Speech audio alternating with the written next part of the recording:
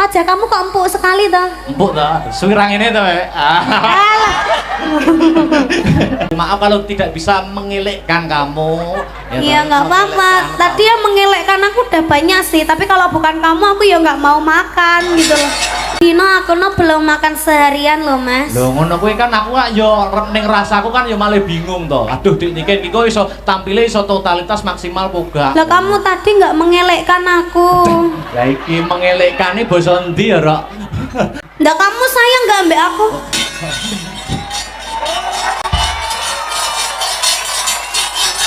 Ya udah kalau kamu nggak mau Mas Badar aja.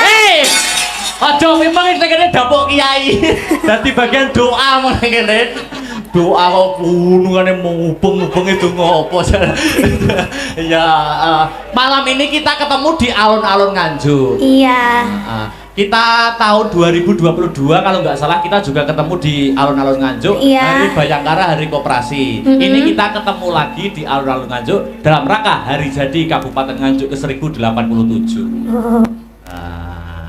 Gimana? Mati Mike. Oh wes. Udah. Iya. Ya kita doakan buat warga Nganjuk. Ya. Semoga semakin sejahtera. Amin. Semakin sehat semuanya. Amin. Semoga semakin lancar rezekinya. Amin. Bisa nanggap Mas Akbar dewe-dewe. Amin. Akbar tok tapi. Lah nikahnya dijak ora? Ora. Lah nyapa? Hah? Lah nyapa ora dijak? Ini kan sakit. Oh, ya kok nek wis sehat. Nah, Iya. ini tadi baru pentas kemana apa dari rumah atau dari Ini pentas? tadi siang tadi aku di Blitar. Di Blitar. Terus habis itu bablas ke Madiun. Terus langsung ke sini. Oh, ke sini. Iki bot-bote ngebote Kabupaten Nganjuk. Peti sampean dong. Oh. Lek Akbar na ya ora tak tekani iki mau. Nek rabar lu nglarane omah ya. Jane. Oh, gandeng ya wis ya.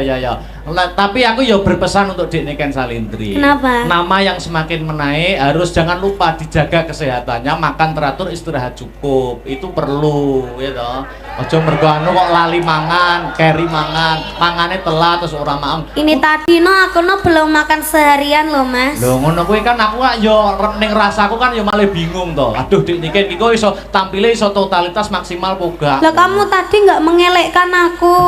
Lah iki mengelekane basa endi ya, Rok? Kan biasanya kan kamu mengelekkan toh. Piye nek ngelingne? Yang udah makan gitu. Kok tadi ndak? Oh, tadi masih fokus ya, fokus sama wayangnya ya. Iya, tadi masih Gladi bersih ya gladi tadi. bersih. Sampai lupa sama aku ya. Yo nggak lupa, kan ketemuannya kalau di panggung kan lebih match gitu loh Dik Niken. Oh, gitu ya. Ya maaf kalau tidak bisa mengelekkan kamu. Iya nggak apa-apa. Tadi yang mengelekkan aku udah banyak sih, tapi kalau bukan kamu aku ya nggak mau makan gitu loh. Nggak tahu sih gue tuh kenapa sih kayak gitu sih gue lu mah. Nek ra karo aku mosok ora ya kudu tetep ora nafsu. Dek kene no ning grup Asna Pratana nek sing taksir Len Mas. Sapa lho? Siapa ya? Le Mas Faris oga. Sapa? Mas Badar ae. Lah nyapa Mas Badar? Lho tan soyo ganteng lho suwi-suwi kira Mas aku. Ya ora ke umure wis tuwa ke. Lah tapi kan rong rabi. Ala rong rabi ke ya bener rong rabi, tapi ya wis ibarate anu Ya wis ra iso entuk adike entuk mase ae. Hei. Karo mas aku ya aja. Kae wis anu kok, wis ana calone ya. Sopo? Ya mbuh sapa wis ana calone. Oh, to Mas Batalno ya, Mas. Wis ana. Batalno. Wis aja ngetek kok tekon terus. Aku kan saliman karo aku, rong saliman karo aku, ya ampun. Belum yo kesini dong. Mosok aku ning ngisor to. Wah, lah ngono lho, heeh. Ya kamu nggak mau ndek ngisor, kamu mau di atas. Maksudnya iki salaman. Ya wis kamu di atas, aku tak ning ngisor. Yo padha sejajar Mas Teh. Sejajar. Kamu tadi mendem ya? Ora ngamur. Kok ampunya brang-brang? Oh, kamu ngentut ya? Ora. Oh, berarti aku. Wis. Wis ngamur. salaman sih, salaman sih. Aduh. Aduh. Luar biasa. Kamu tadi cawi toh? Cawi toh ngawut ya. Kok bau pesing nangane? Anu, nggak tahu tadi bang. Habis nyongo tadi. Anu, ini lihat tuh penonton penonton tumplek-blek di sini masyarakat Nganjuk. Alhamdulillah. Ini bukan hanya Nganjuk yang menonton. Tadi kowe nyapa to ndemeki jari. Iki lo ngelapi umbel lho, Mas. Oh, wis ngelapi umbel ning jarike dalang kok ndemeki roh jari kuwi kudu piye ngono maksudku. Lah jari kita lo sama. Oh, ora iki ora bedono kok ya. Oh iki lek kuno kone kan ta? Iya ta? Iya ta? Iya ya, iya. Ora titen aku Dik, ora titen. Nah. Kamu ngomong apa tadi? Sing ndi? Mbah lagi mau tas ngomong apa? Ini masyarakat yang hadir di sini bukan hanya masyarakat Nganjuk, tapi di luar Nganjuk. Iya, tumplek-plek, ada yang dari Semarang, ada yang dari Magetan, ada yang dari mana-mana loh Mas Anggite. Toh ini tadi ya, YouTube-nya Asta Brata itu penontonnya ada berapa kamu tahu? Berapa? Aku tidak lihat itu. Banyak. Berapa? Gak tahu kamu. Gak tahu.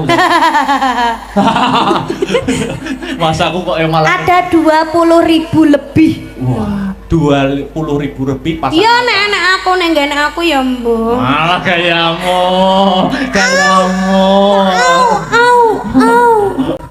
Oh, tak ngene tok kok au luar biasa. Iya, aku kemarin tuh pas Mas Akbar ndalang itu, aku ki ndelok pas karo Abah Kirun. Oh, di SMP 5. Abah Kirun ki nyebut jenengku nyapa to kok sampean kok langsung ngeprak wayang iki. Piye nyebut jeneng piye to? Oh, nekokne didikan ngono to. Jajal. Yo kan orangnya nggak ada gitu loh. Maksudnya orangnya nggak ada kok disebut-sebut gitu maksudnya. Malah kamu aslinya menjaga perasaannya siapa itu toh? Enggak. Dan lainnya toh. Enggak kok mesti ngono kuwi enggak ya, Dek. Enggak. Ya kan maksudnya sampean tidak di posisi SMP 5 gitu loh. Kalau ada sampean enggak apa-apa. Wah, luar biasa. Yo saiki ini tadi ada Bapak Bupati. Raine dalang dipuluk iki Mas. Ada nih gorengan. Apa matur apa arepan? Iya, buat Bapak Bupati Sugeng Rawo, Sugeng midhangetaken, Sugeng apa Mas? Sugeng Mirsani. Sugeng Mirsani ya ta. Bapak Bupati ini penggemar Agni Lovers. Waduh, so apa kuwi? Agni kuwi singkatan apa kuwi? Hah? Agni singkatan apa? Maksudnya masyarakat kan nggak ada yang masih banyak yang Agni ki aku Niken. Oh. Singkatannya. Akhirnya Akbar ini ya gitu. Agni ki apa? Agni ki Akbar Niken. Oh, Akbar Niken. Pak Bupati. Oh, Pak Iya. Srihandoko. Dan ini nanti ya Thomas. Apa? Wong-wong ki dorene kabeh ki mengharapkan kita duet. Oke, siap. Tapi duetnya kok ya Mas lek wis wayangane kukut. Lah Aja saiki to. Larpe duet wong ngresik-resik alun-alun kok piye. Ora aku duet. Ini tadi sudah ada banyak buket loh Mas. Oh, buket. Aja kamu kok empuk sekali toh. Empuk ta? Suwirang ini to, Alah. Bukete. Lah iki lho, buket. Aku ki berpentas mesti untuk buket. Apa kuwi? Ngene. Apa kuwi? Bawa sini Mas Heru. Wah, kuwi akeh ramblu kuwi. Itulah semua lo buat aku. Iya, percaya. Nah ini Dunhill ini punyaku ini. Betul. Rokok yang aku no. Ya. Punyaku ini. Nah, iki lho, hari jadi Nganjuk ini banyak yang Ini salam gemati dari via WA ANBC. Ya, iki lho, hari jadi Nganjuk disponsori boneka iki lho. Wes Ya, oke ini banget ki. Weh. Lah ini buat aku ini yang 50-an ini. Kamu kan udah banyak uang toh. Anggur duit yang ngedek ya. Yo ben ngetek kok duit gak penting gak ngetek wong lanang. Iya. Ya ini dari Itu dimbruk nih kene kabeh wis. apa? Iya, gini Oh dari siapa gitu tok lo Mas. Ya, ini dari Hongkong. Ini dari Hongkong, dari Bunda Susi Loh, juga. Miskin kok mending tau dijajah-jajah dadekne wayang. Ngono wae kok. Nah, udah banyak sekali ini. Oke, terima kasih untuk yang telah mengirimkan buket. Nah, semoga Ya. dapat balasan. Oke. Ya, amin. Ini sebelum menaikkan bintang tamu yang satunya, Mas Kopet, Mas Dodo. Oh, ada bintang tamu. Oh, ada pelawaknya. Oh, Ada pelawaknya. Enggak ketok lo enggak rayu matanya aku. Lah belum naik kok Iya. Tadi kan ada yang permintaan katanya sampean kita duet dulu. Oh, gitu. Oh, mau duet dulu. Iya, duet dulunya di depan. Oh, dengaran sih. Nyapa kok dengaran. Duet Iya. apa? Ini tadi ada krunya Mayangkara juga hadir loh, Mas. Iya, siapa? Krunya semua, kru Mayangkara juga hadir. Jadi di sini tuh ada Mayangkara VS Astabrata. Mana wayang kara? Di situ. Lambemu pada di WC. Upek-upek. Ayo, apa ya? Penak-penak wae, yo. Apa aja? Ya. Ya, oke. Diwa terus no, Mas. Oke. Andene yo anek ceblok yo gocelan aku. Oke, kita untuk pembukaan duet dulu. Oke, Dek? Oke. Siap.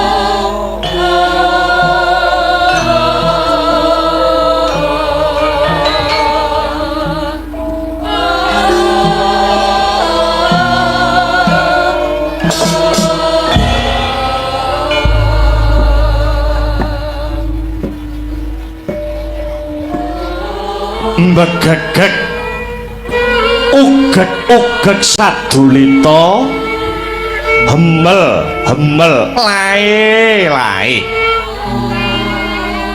layak to layak prenjake padha ganter jagone padha tarung babar pisan Semar ora nduga mana lamun to gubukku karang kadempel kene kerawuhan kadangku sepuh sedulurku tuwa Kakang Togog Tejo Mantri.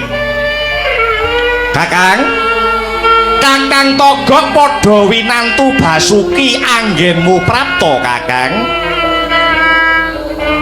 Iya Semar Badranaya pangrasa adoh saka Sambikala kalih saka Rubeda anggonku prapta. Ora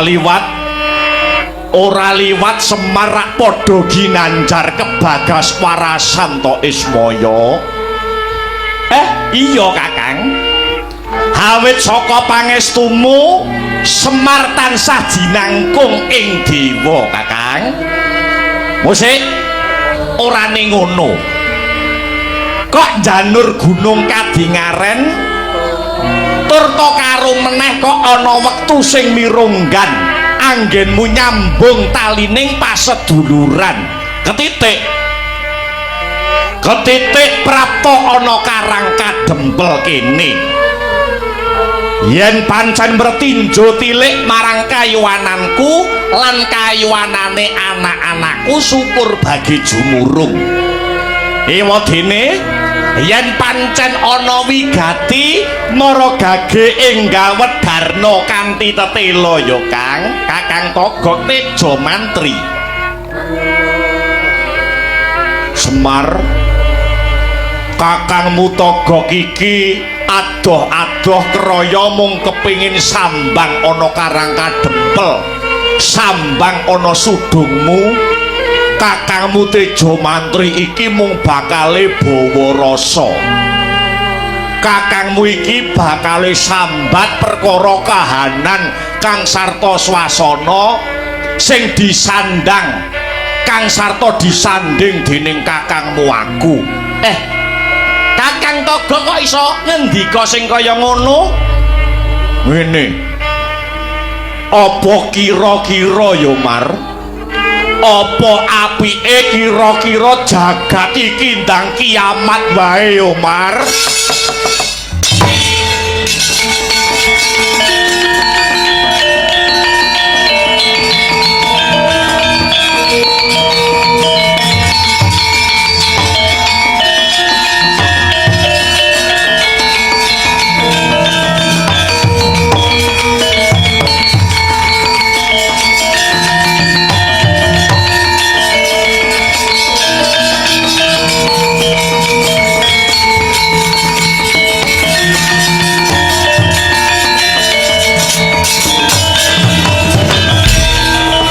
Semare goten prayitna semurire eko ambalik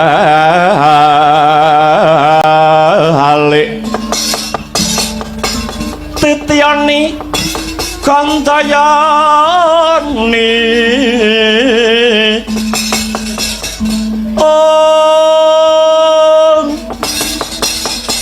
Tresonya Purnama sasi gilar-gilar semedining tengahing latar, semedining tengahing latar milang ana lintang Bima Sakti.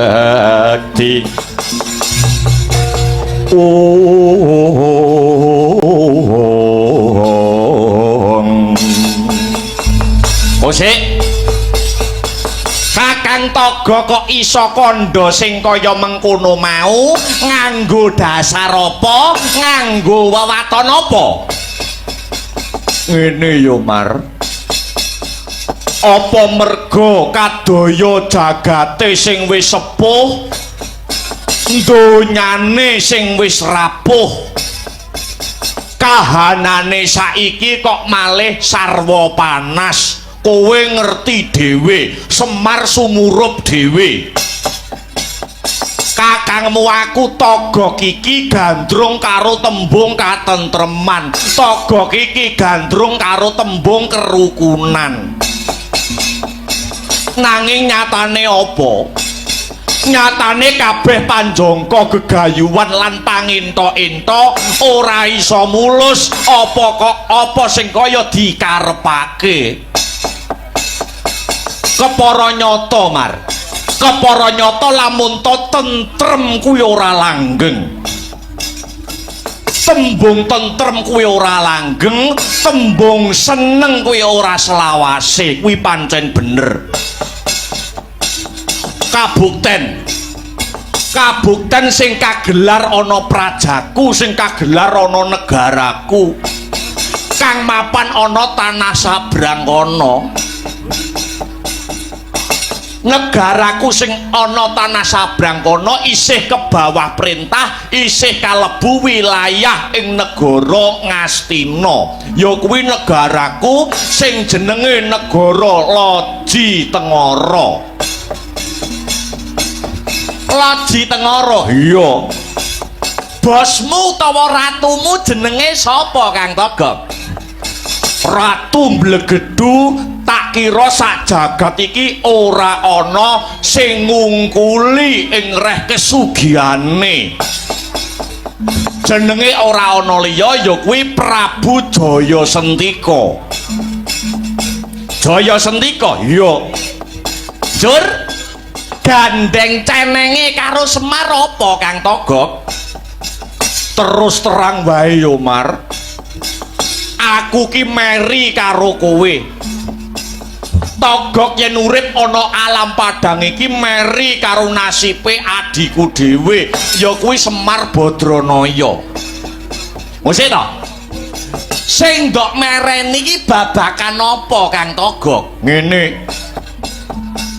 Semar wiwit indil-indil nganti ondol-ondol, Semar wiwit jerabang nganti cerabang.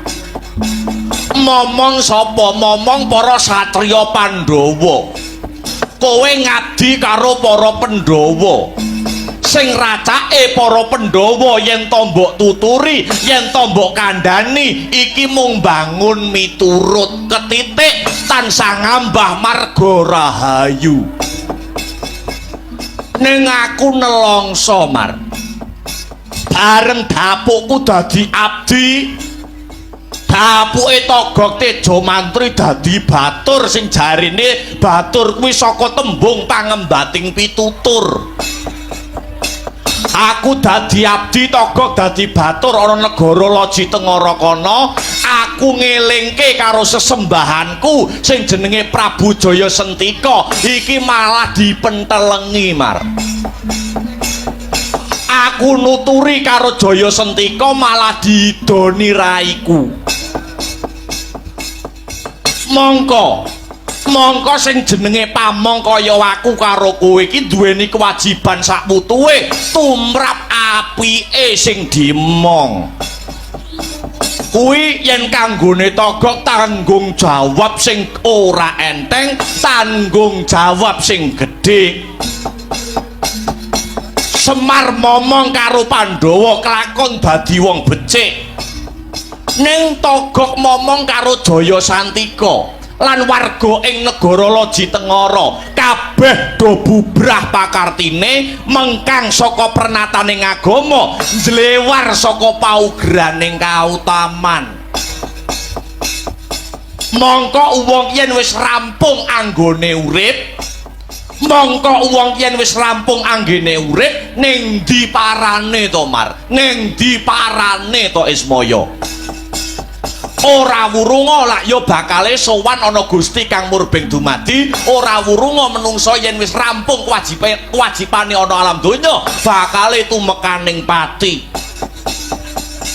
Mongko sing jenenge wong mati iki sok bakal tanggung jawab sak putuhe pianggone netepi dharma lan kewajibane.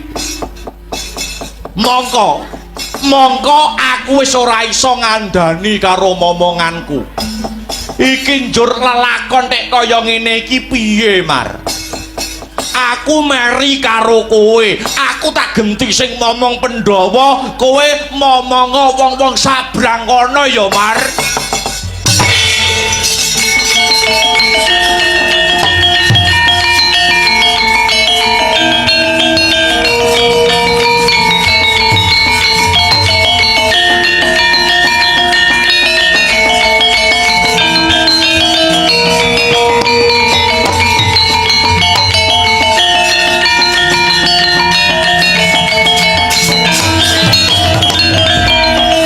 pantuk wahyuning Allah Gyada melah mangolah ilmu bangkit bangkit mikat oreh mangukut kukutaning jiwa hanggo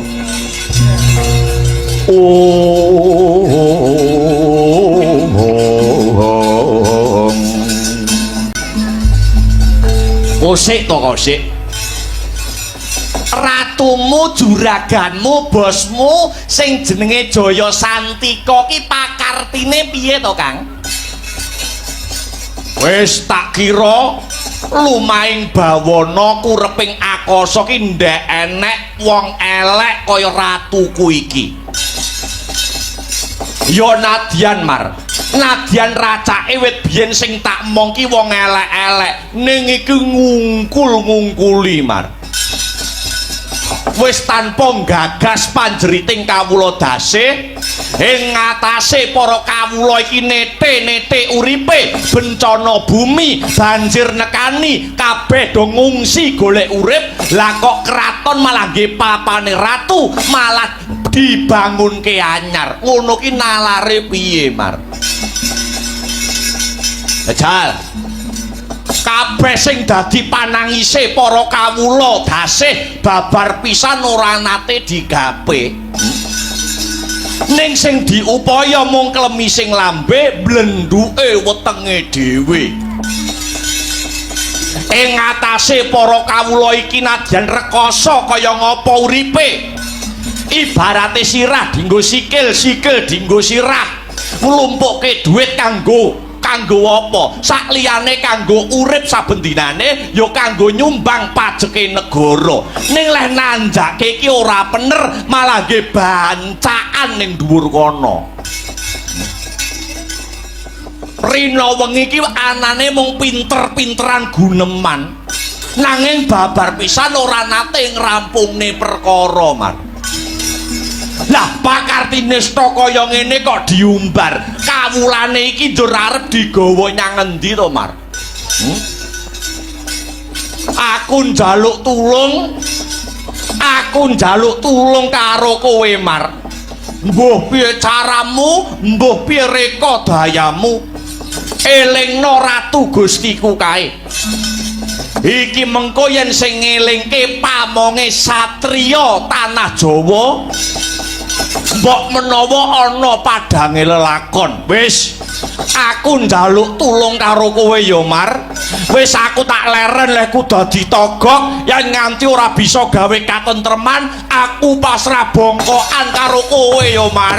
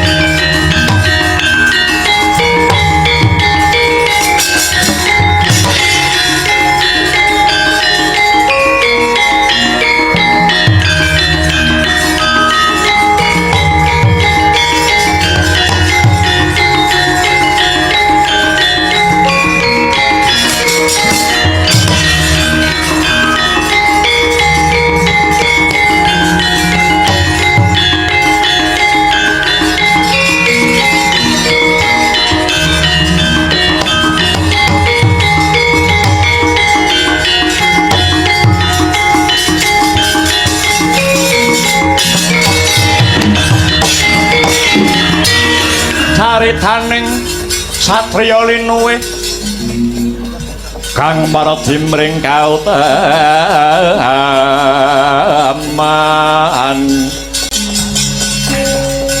tan pegat mring pangestune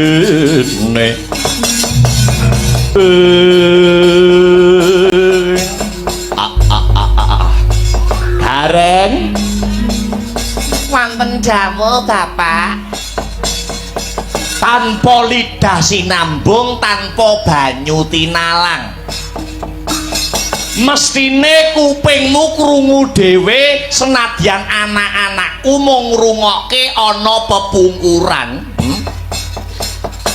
ndak kira wis mudeng apa sing dirembug dening Pak Demu Kakang Togog Tejo Mantri. Semar ngrumangsani wis tuwa, aku bapakmu Semar ngrumangsani wis ora enom. Arep jangkake sikil, ngrembyahke tangan iki wis saras-sarasen. Mongko Pak Demu Togog iki mau masrahke sak wutuhe babakan katentremaning negara Loji Tengara marang Semar. Gareng, kowe anake sapa? anake bapak.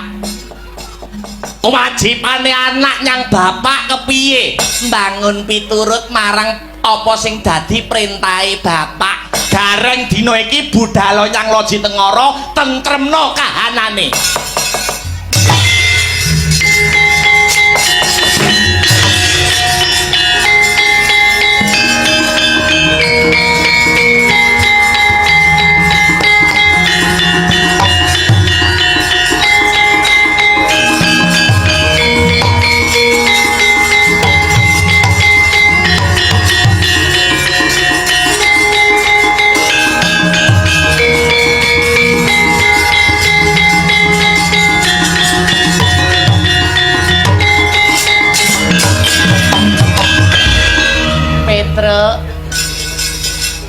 Petruk.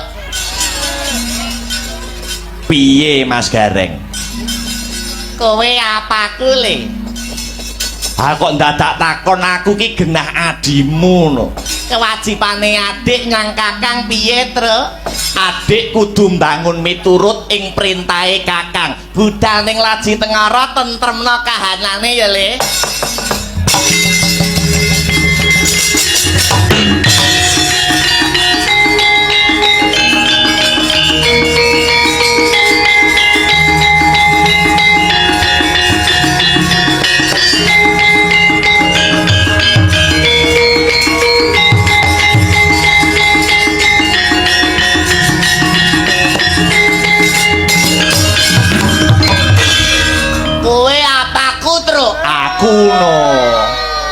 Aku wayahku no.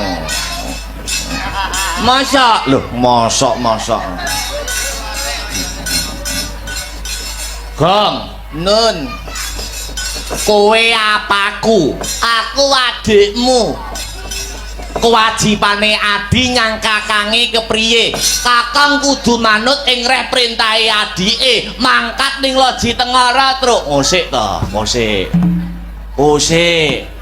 Mangkat to, Ngosik to. Awake dhewe iki sak gerup lho.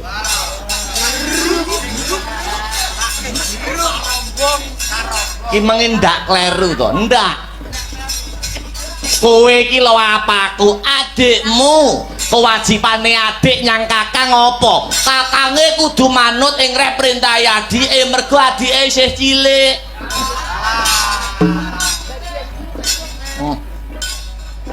Ana tetembungan yen wani aja wedi-wedi, ning yen wedi aja wani-wani.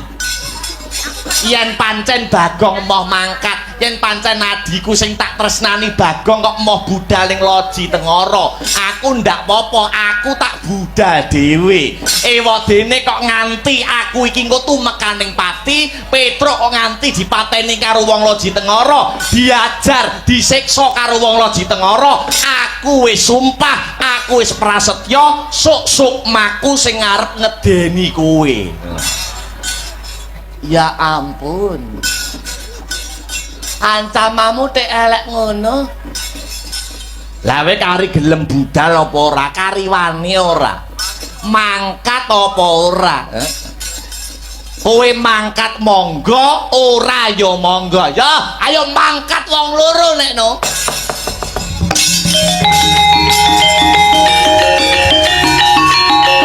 Lah ngono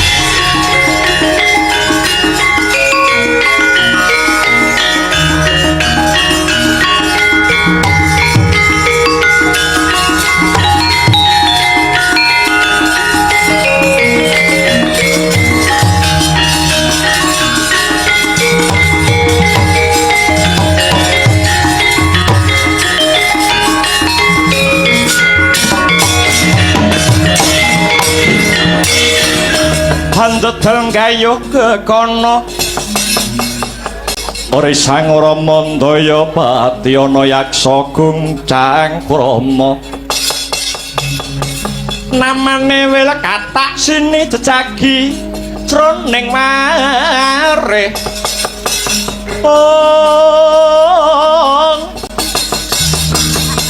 Badha kolam tanpa tuwa mina-mina drojaladri mila gugu saben ari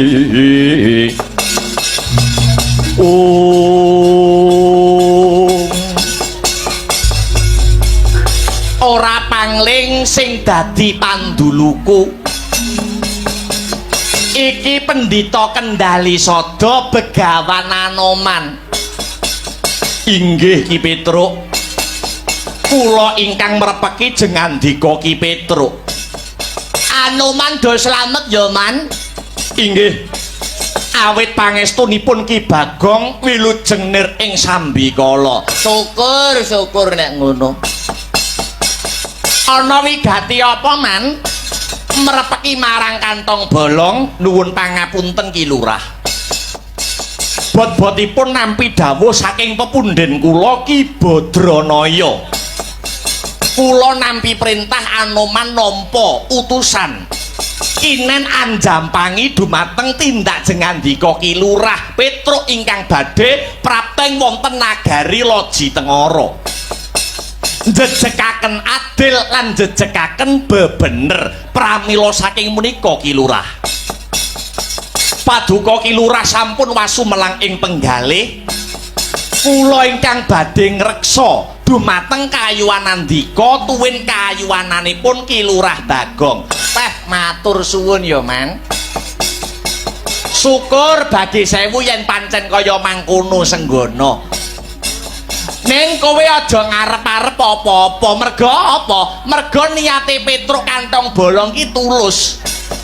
Tegese lelabuhan sing tanpa ngarep-ngarep bebungah apa-apa lho Man. Inggih Ki Lurah. Babakan menika kula sampun mangertos. Pancen sampun dados sedya kula. Ciptaning galih wiwit kuncung ngantos gelung.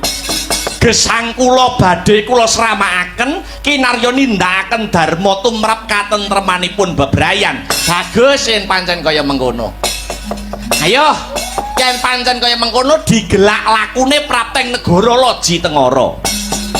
jejekake adil, jejekake bebener. Nganggo tekad sinatrio. Muga-muga negara Loji Tengara enggalo antuk suluh sulak pepadang ya man. Sumangga kula dherekaken Kyai.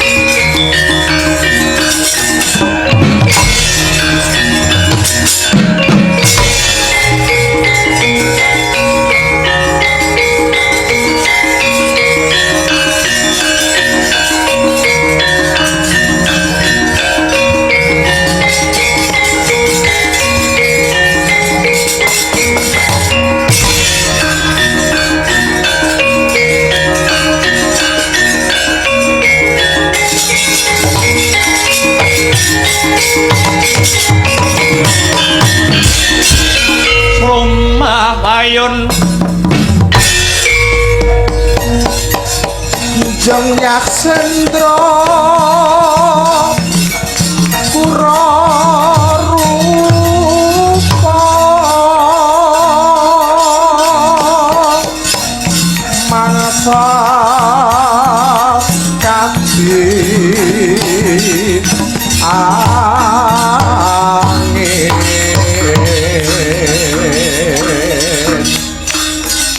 bangsa pal ketrapal selo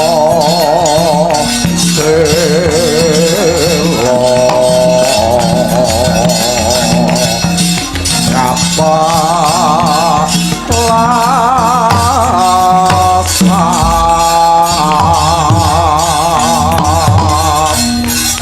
satu lumayu mangungsi kagiat kakudro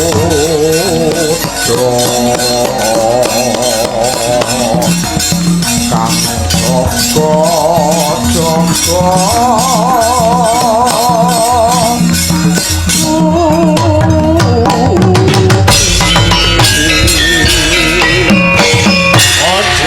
bojleng iblis lanat padha jek-jekan yen ora sisip sing dadi panduluku iki ana wanara kusika seta wani mlebu ana wilayah Loji Tengara lamun bisa tata jalma manungsa sapa sing dadi aranmu wanara mburi saka pertapan Kendali Sada jenengku Begawan Anoman bali takon sapa jenengmu Barongan aku warangka dalem negara Loji Tengara yaksa dahuru sing dadi aranku dene aku tumenggung salukat katut barat sajake bedhes elek duwe niat sing kurang prayoga duwe karep apa kowe mlebu ana wilayah Loji Tengara kene wanara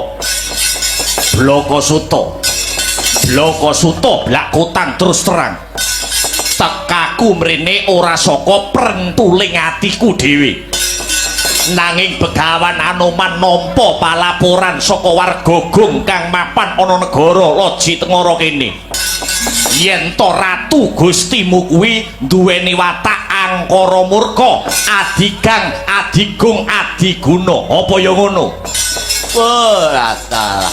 kuwi urusane negaraku kowe wong Jaban Rangkah ora wenang nyampuri perkarane wong Loji Tengara ora susah melu-melu celeng boloten kebo latengen kusik sipate ratu kuwi kudu ngayomi karo para kawulane ora kok malah ngidak-ngidak kang sarta nyiksa panandange para kawula kuwi jenenge panguwasa kinarya gada mula wigatine Begawan Anoman prapteng Loji Tengara kene mung bakal nganti ayo para sentana praja ing Loji Tengara kalebu patihe sak ratu gustine supaya nindakake dharmane dhewe-dhewe tanpa singlar ing bebener tanpa singlar ing tembung kautaman lamun tumindake ratune sak patihe lan kabeh para pejabate negara Loji Tengara ora gelem didandani ora gelem diowahi tetep beguguk kutha waton tetep dak sia marang para kawula ora kok Begawan Anoman ngeden-ngeden iki ora negaramu kene jagangen sing jero benteng ana sing kandel ora nganti setunggal dina Loji Tengara bakal rata padha bumi tumenggung cekelen monyet elek siji iki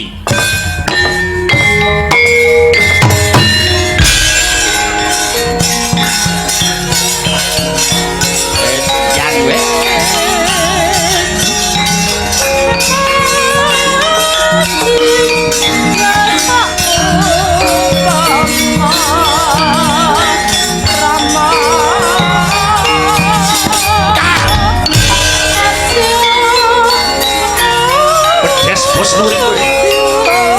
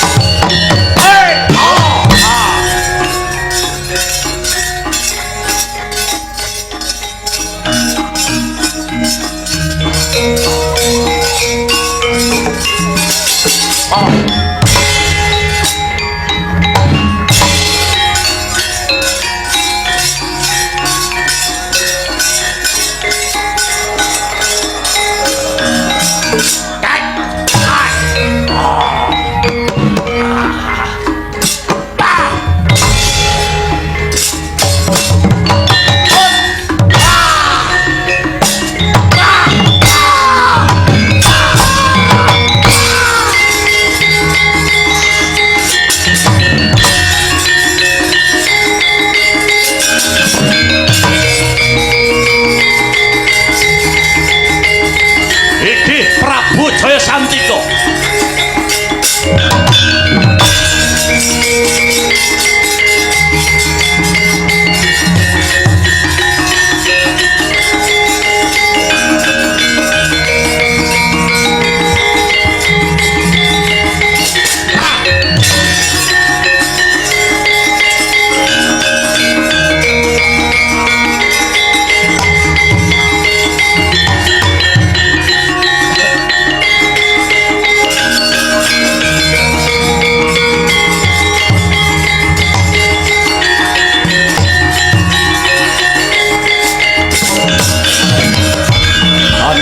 Meregut ngembat watang raposo ing mungsuh sangkep jojo kantaran bau saya hekti ya pure kaya wedhus wani mlebu kraton Loji Tengara sapa iki ndangu dateng kula nami kula Petruk Kantong Bolong dene wingking kula niki adi kula nuwun inggih pun Bagong lajeng ngandika apa ora kulak pawarta adol pangrungu Ratu kondang kaonang-onang kajara saindenging jagat raya Prabu Jaya Santika iki ya aku iki ya Prabu Jaya Santika dina iki isih tinarbuka lawang mertobat kanggo panjenengan mula tetep ana darmaning Kanalendran sing kudu berbudi bawa leksana berbudi iki tegese seneng geganjar ngawula wisuda bawa leksana apa kang kawedar kudu kelakon yen iya ya iya yen ora ya ora wis kesuwen wektune udakara 32 taun bangsamu dhewe mok idak-idak merga panguwasamu sing ngumbar marang kamurkan ngono mula dina iki syukur yen kena tak elekke ewadene ora kena tak elekke detik iki uga Prabu Jaya Santika kudu lengser saka kursi kelungguhan iki lah dalah gembelo sing dadi pacawek gibeng dengkleh ragamu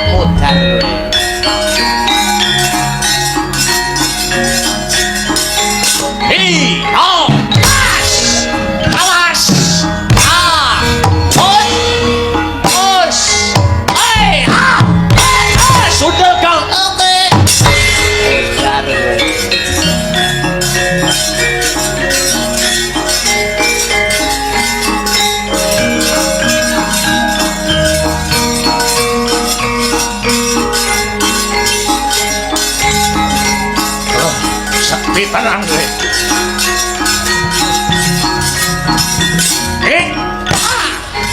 Ayo. Milih le. Hey! Oh! Tapuk.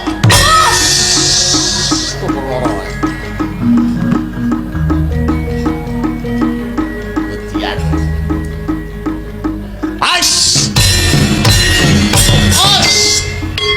Ho. Ho. Sudah kau. Yo.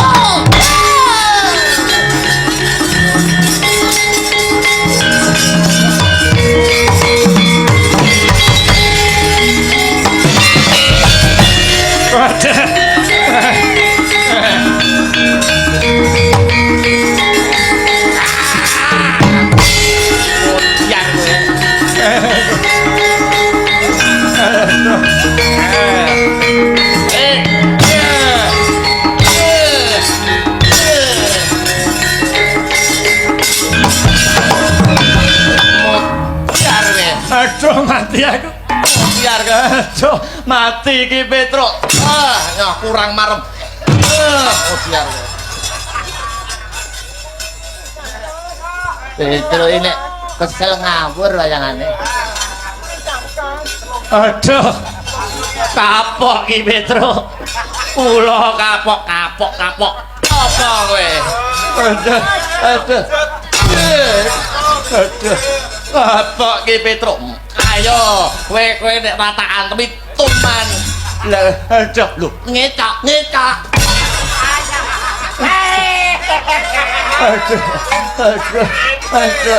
Aduh Kapok. Ayo sap. Kapok kowe. Bocah kok. Ngecak. Matamu ya. Kiraku. Aduh. Ucul kowe. Oh, mangsane. Aku ngrumangsani kleru. Aku ngrumangsani luput ki Petro. Hah? Ajar terus, Tru. Biar kowe. Adi provokator iki, Nak. Mangsane. Ayo. Kowe apa ra eling yen to wong nandur ki ngunduh utang iki bakal nyaur sing gawe bakal nganggo. Ora eling tembung ngono kuwi. Nandur ngunduh utang nyaur gawe nganggo. Ora mesti, Tru. Kok ora mesti enek sing gawe ning ora dienggo. Apa tukang duduk Uber? Kayak yang gawe ra dinggani dhewe. Beda kowe. Lho, ucul, Tru, ucul.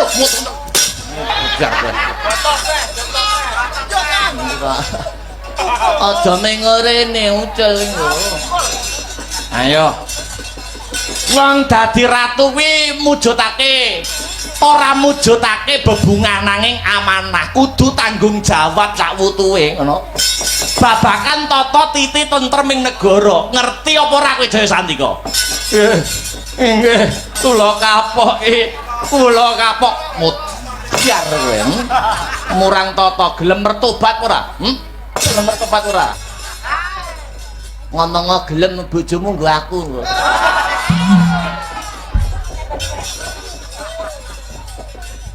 Iki senengane kok anu kok, Gong, turane kanca. Aku terahan ndak apa-apa penting ikhlas lho.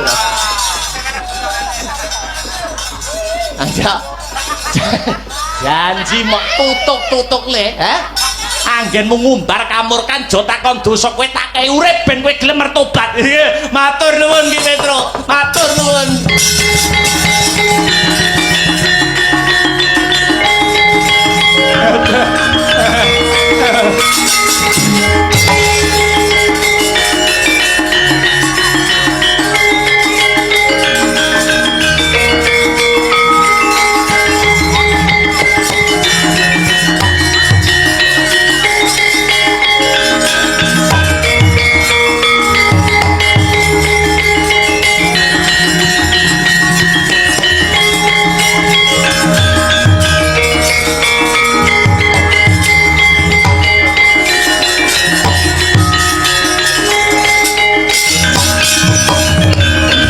kang katrajang ing Sahanawadya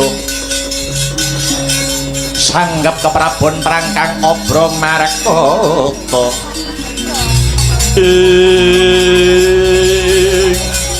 Iki sapa iki kok dampiak-dampiak? Menawi Ki Petruk ndangu dhateng jasad kula lanteng wingking kula niki lurah-lurah ingkang kebawah negara Loji Tengara. Oh, iki dadi kumpulane para lurah. Nggih. Sing ngarep dhewe lurah sapa? Nami kula pun Lurah Josikon. Sing gurine kula Lurah Jomotol. Gurine neh kula pun Lurah Darma Setu. Gurine neh kula pun Lurah Darma Jeruk. Sik to sik. Alon tadi sik. Ngarep dhewe sapa? Nami kula pun Lurah Josikon. Burine kula Lurah Jomotol. Heeh. Terus burine neh kula pun Darma Setu. Mburi dhewe kula pun Lurah Darma Jeruk. Gabungne tak jenenge ora sah. Syukur. Nuwun sewu Ki Petruk, piye Lurah? Gandeng Prabu Jaya Sentika sampun lengser ke Prabon. Ateges dampar keprabon ingkang dados ratu wonten Loji Tengara mriki suwung. Gandeng paduka Ki Petruk ingkang saged nentremaken kahanan kang sarta swasana. Paduka ingkang dipun pilih dening para lapisaning lurah lan sedaya lapisane masyarakat. Inen dados ratu wonten ing negari Loji Tengara. Aku gelem dadi ratu. Yen patihe adikku Bagong. Merga iki sing ngancani rekasaku. Sumangga kula dandani busana ratu Ki Petruk.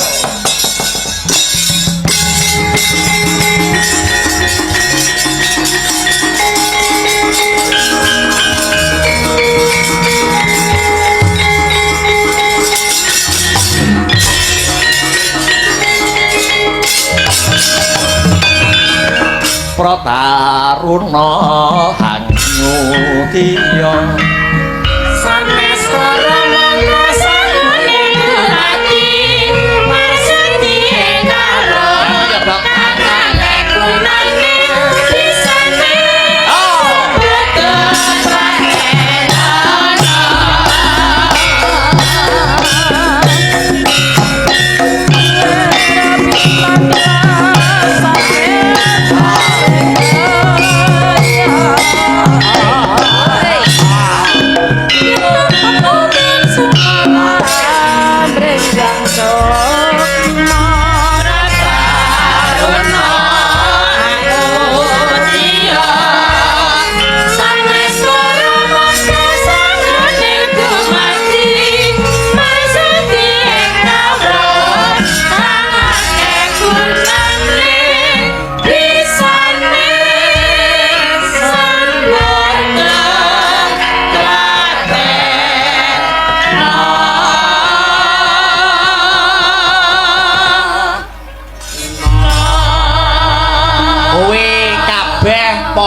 lurah-lurah ratune saiki genti aku.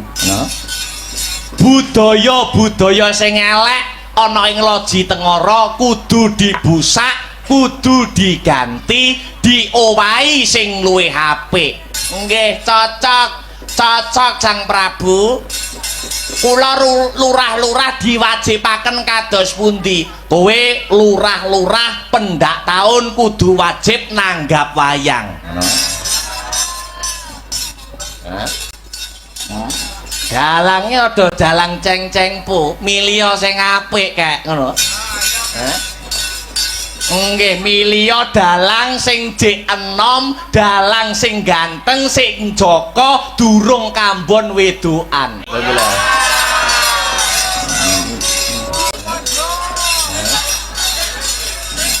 Kowe nganti ora nanggap wayang pendak taun lurah-lurah tak dongakne anyang-anyangen permanen kowe. Piye anyang-anyangen permanen ndak rasane ya apa, Nggih, siap kowe lurah-lurah tak angkat derajatmu. Saka lurah malih dadi Sentana Loji Tengara kene. Aku duweni penjalukan kanthi Petruk dadi ratu ana negara Loji Tengara, negara kene dadi negara sing adil lan makmur.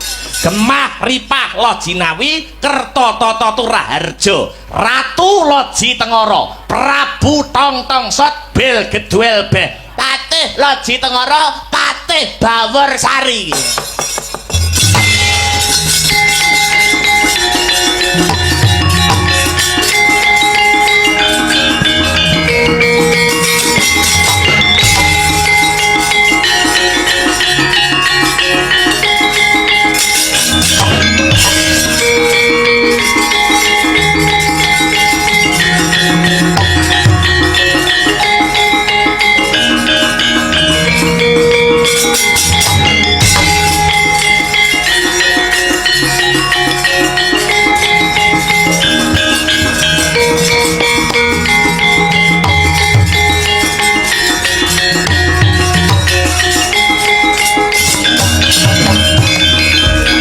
Hanoman malumpat sampun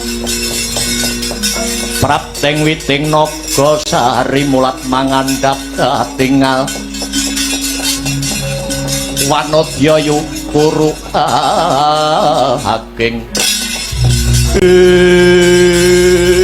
Anoman kula wonten dawuh sinuwun Prabu Tongtongsot Bel Gedwel Beh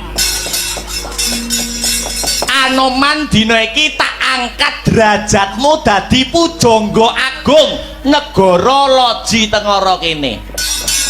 Duh ngaturaken panuwun duh sinuwun Prabu Tongtongsot paring kapercayan ingkang semanten agengipun. Ya.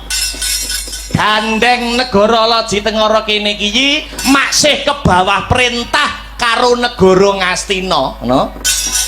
Anoman tak perintah dina iki lumarapana negara Ngastina.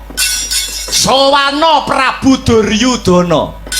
Aku kepengin ngelingke Prabu Duryudana sing kaprah duweni watak angkara murka, ngono.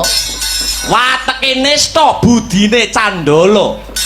Sanggiten kanthi tembung sing rungsit ngangge tembung kowe nyiliya dampar ke Prabu Ngastina mengko dheke mesti mudeng yen ana ramene Prabu Tongtongsot sing diak-diaki.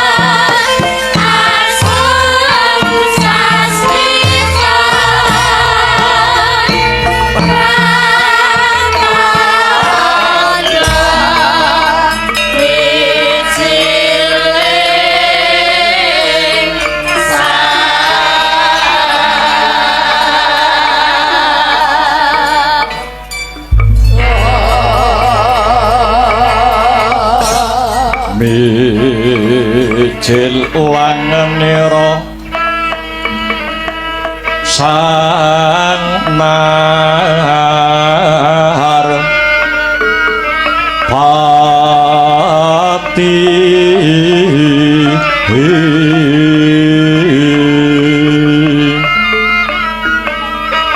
lampah hira alon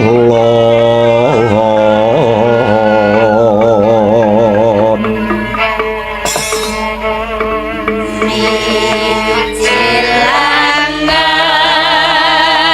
nira saunar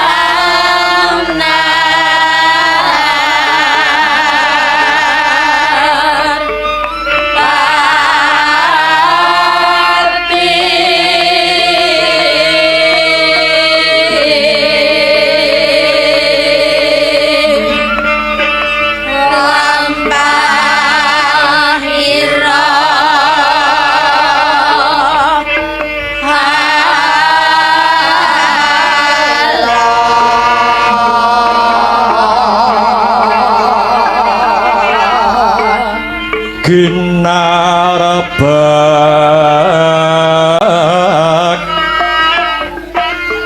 padaya yuwarna nira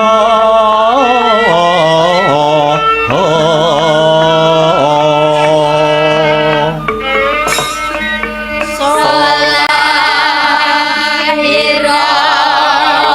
pingin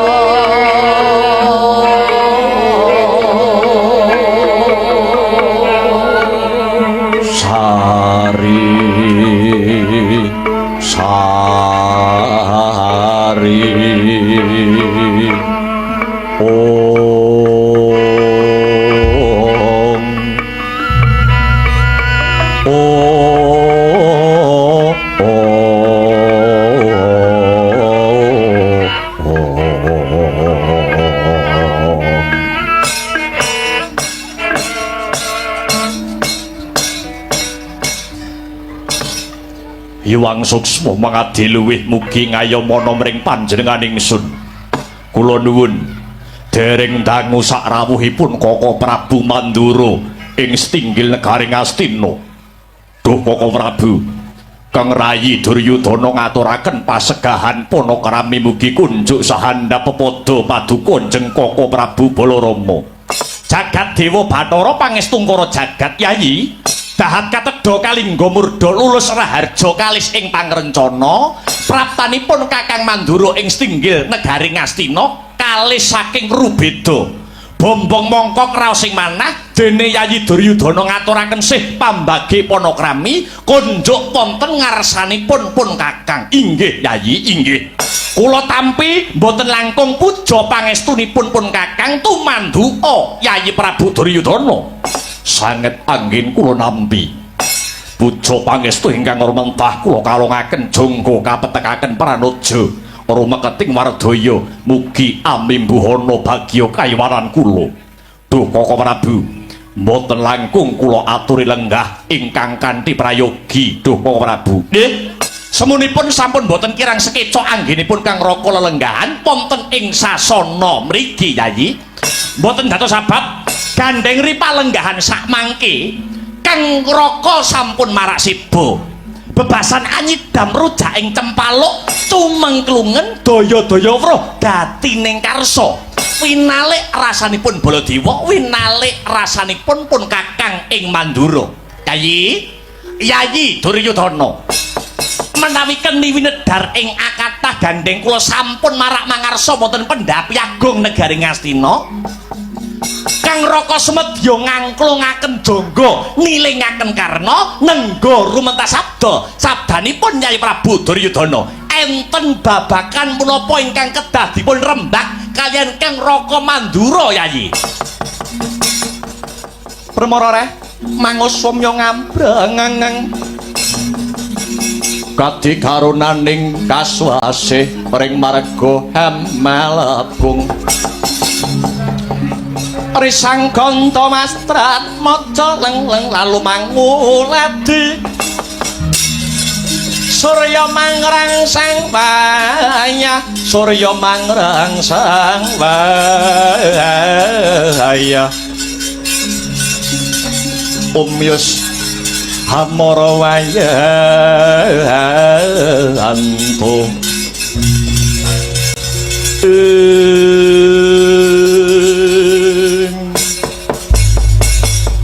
duh Koko Prabu kapara nyata pancen bener kula kirim nawala kula kirim kintaka utawi layang lewat gandhek sakembaran kinen ngundang paduka saking negari Mandura kinen rawuh wonten Praja Ngastina awit wonten babakan ingkang badhe kula suwunaken pirsa dhateng Koko Prabu Mandura babakan menapa Yai sumangga kula aturi paring dawuh Tri Ari Kawuri utawi telung dina kepungkur Prabu Duryudana nyupena Prabu Duryudana ngimpi sajroning pangimpen kula sajroning supenanipun Prabu Jaka Pitana negari Ngastina ketrajang banjir bandang pangimpen mbok menawi negari Ngastina ketrajang banjir bandang kala wau miturut gagasanipun Koko Prabu Mandura mengku teges menapa Yayi kula wonten dawuh ngimpi kok negarane keterjang banjir bandang menika wangsit saking Gusti ingkang murbeng dumadi supados paduka Yayi Duryudana saged mulat sarira angrasa wani ndandani barang sing rusak jejeke barang sing bengkong wabil khusus kang mapan ana negara Ngastina mriki mekaten Koko Prabu nggih supados para Kurawa niku saged dandani ingkang dados pakarti lan tumindakipun kurangane apa to tumindake para Kurawa nggih awit menawi dipun terus-terusaken menawi kedlarung-dlarung ora gelem dandani ora gelem metani apa sing dadi pakartine nyuwun sewu pangimpen banjir bandang kala wau saged meratelaken mbok menawi negari Ngastina mriki saged ketaman pageblok mayangkara larang sandang larang pangan yen terus diumbar-umbar Ngastina bakal bedah Yayi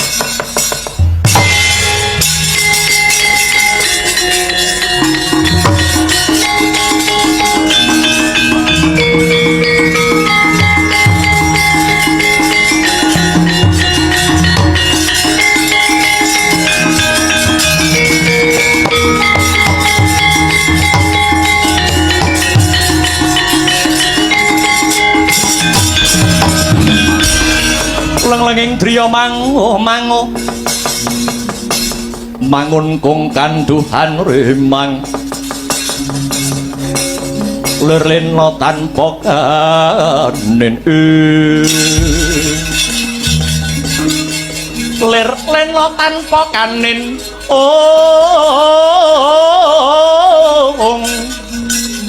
yen tantulusa yen tantulusa mengko sang Dyah utama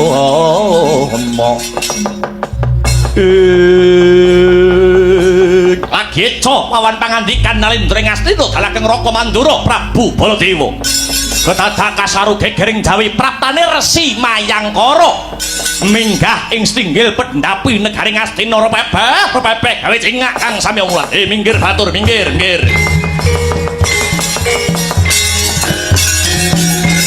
Ansa karya wangsit pindha muntang ajab ing tawang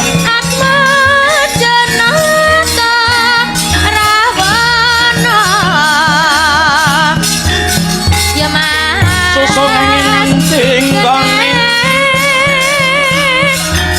miwang kali langkung miyang kali langkung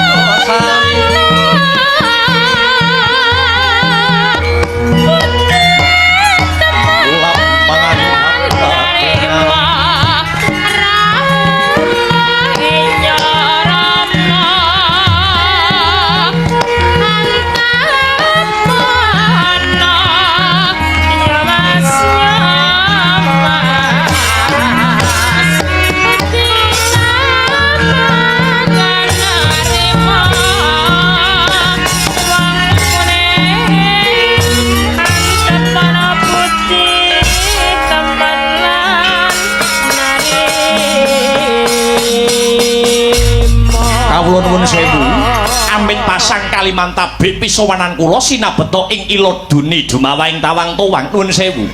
Kula pujangga Kraton Loji Tengara nami kula pun Resi Mayangkara ingkang sowan wonten ing negari Ngastina mriki. Alah ora pangling kowe iki pendhita Kendali Sada dadak ngaku tetenger Resi Mayangkara. Dadak ngaku pujangga Kraton Negara Loji Tengara. Ana wigati apa anoman prapta ana pendhapa Ngastina. Inggih, punten dalem sewu. Anggen kula sowan wonten ngarsa paduka sinuwun Prabu Duryudana menika, bot-botipun nampi dawuh saking tetungguling Nalendra nenggih sesembahan kula Prabu Tongtongsot Belgeduel Beh saking negari Loji Tengara. Sak sampunipun Sang Prabu Tongtongsot menika kawisuda dados Nalendra wonten negari Loji Tengara badhe nyuwun paseksen. Prabu Tongtongsot Ratu Gusti mun njaluk paseksen apa? Nuwun inggih menika kalilan dinten sakmangke Prabu Tongtongsot Belgeduel Beh ngampil utawi nyilih dampar keprabon negari Ngastina sinuwun. Edan kowe. Edan kowe Anoman.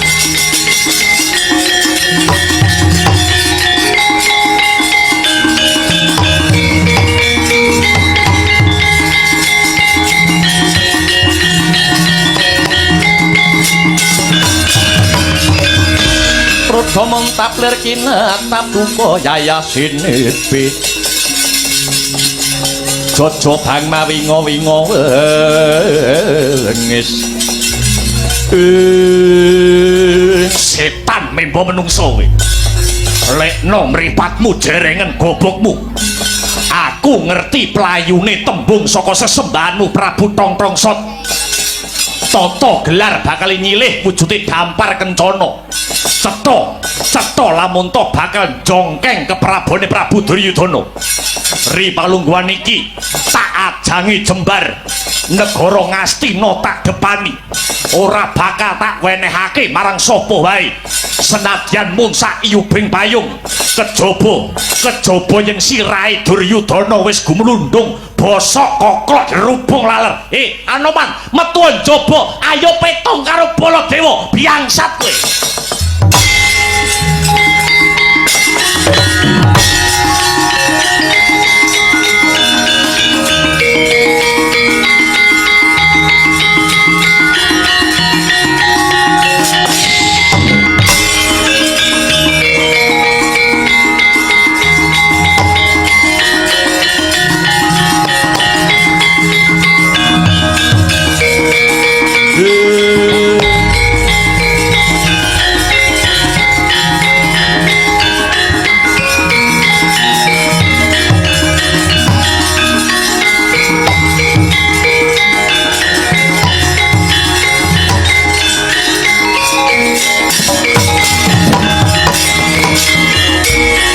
Diatur-tur miturut Hanut sumarah mring Gusti dene sidi miwang utama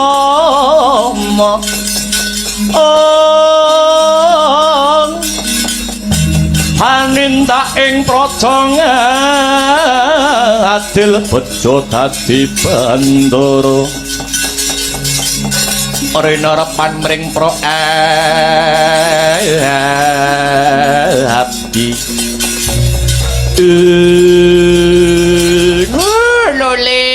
lole sumur ati ali lucu anak Prabu Duryudana Bapa Durna kadosa pundi kahanan kang sarta swasana negari Ngastina babakan bebasan wonten paribasan ancik-ancik pucuke ngeri wonten ratu anyaran jenenge Prabu Tongtongset wani-wani arep bedha negara Ngastina sing kula gumuni sing dadi pujangga kratone lah kok si Anoman apa ora ngerti Ngastina ki duwe pendhita duwe pujangga agung sing manyar-manyar ya kuwi pendhita Durna rumaos kula kok teng lakon napa-napa kuwi Anoman kok panggah metu lah nggih to kamangka negara Loji Tengara menika maksih ke bawah perintah negari Ngastina. Loji Tengara maksih kalebet wilayah Ngastina. Wiwit riyin mula pangraos kula Loji Tengara babar pisan ora tau gawe geger. Ora tau ngobak-obak katentremane negara Ngastina. Kula Jubriya Duryudana Jubriya ratu anyaran kala wau ratu pulasanipun ratu sulapanipun Pandhawa ing pamrih kinen ngogreh-ogreh kawibawan Ngastina paman Harya Sengkuni paman kula wonten dawana anggir Duryudana ampun nigakne Koko Prabu Baladewa sampeyan kanthi para Kurawa mbok menawi niki mengke wonten bobol boroting lelakon mbok menawi niki mengke Loji Tengara badhe merang kampuh Jingga ngrabasing Ngastina Kurawa kudu gelem tumandang gawe nak nen sendika mangestokaken dawuh Kartomarma kula wonten dawuh tinimbalan duh Koko Prabu muga antuk pengasih saka Gusti Kang Maha Asih Bubarna kang padha gantung sibuk tumuli panjenengan ingsun arsa kundur hangdaton Srawaca dawuh pangandika Paduka Sang Ratu kalilan Kartomarma Hamid Madal pasilang saben biar katalika wau paripurna dawuh pangandikane Sang Buminata ya jengkar saking dampar denta arsa kundur hangdaton bawane Sang Nalendra Agung ing Ngastina wis tanggap ing sasmita.